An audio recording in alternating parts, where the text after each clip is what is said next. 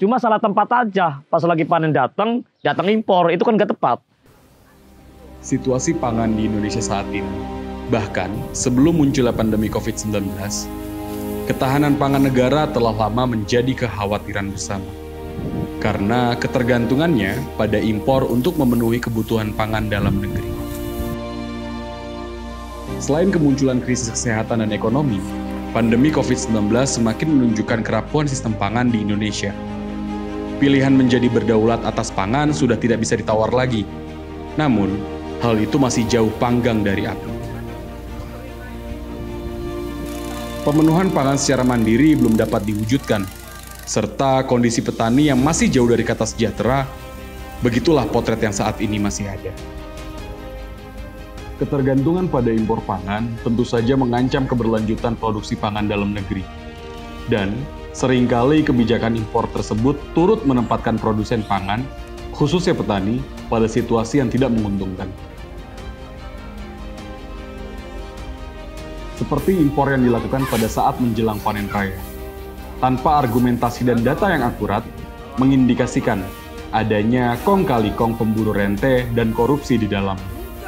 Dan pada akhirnya, negara, petani, dan masyarakat umum akan dirugikan akibat hal tersebut. Pertanian padi merupakan salah satu sektor yang terdampak secara langsung atas importasi pangan. Meskipun impor pangan baru menjadi sebatas isu, dampak yang cukup signifikan dirasakan langsung oleh petani dan para pelaku rantai nilai. Harga gabah petani seketika jatuh di bawah HPP. Tahun sebelumnya itu sampai di atas 45, 46. 45, 46. Ya. Kalau Nah, tahun kemarin itu di bawah 400, 39, 38. Bisa turun jauh, drastis. Ya tadinya kan pasaran 40. Nah, ada isu-isu kayak gitu kan langsung jerat 37. Rugi besar, Pak. Rugi besar.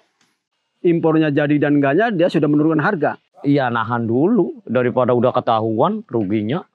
Tengkulaknya kasar nama orang tani gitu ya. Yang gudangnya pengen beli, ya orang taninya diam. Ya diam semua gitu maksudnya mah. Udah. jadi disyukuri maksudnya. Syukuri, nikmati aja. Di sisi lain, harga input pertanian meningkat dan petani kesulitan untuk mendapatkan pupuk subsidi.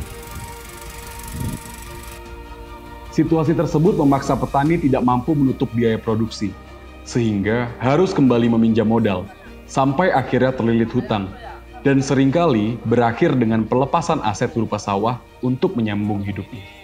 Kata orang jualan nggak uji gitu maksudnya. Jadi diam, diam. Ya kepaksa urusannya dengan BRI gitu.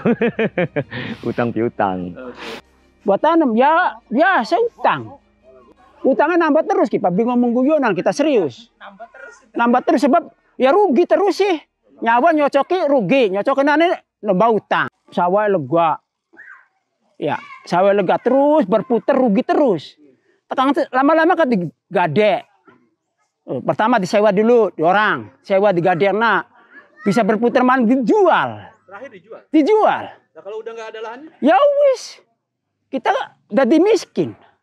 Langsak. Ada banyak. Kalau bisa Pak Jokowi, harga masalah padi sama pupuk pentas seimbang. Ya adanya impor yang gak setuju loh. Harusnya nggak ada impor.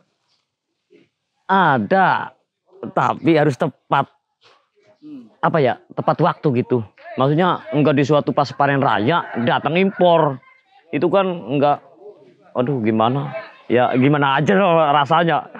Orang-orang banyaknya padi datang impor, ya nggak tepat juga itu. Tuh pengennya tuh Pak Jokowi, pengennya orang tani tuh segala-gala murah atau ngimbangin lah harga padi. Sekian harga semua bahan-bahan buat petani ya sekian gitu, jangan sampai tinggi sebelah gitu, nggak seimbang. Kong.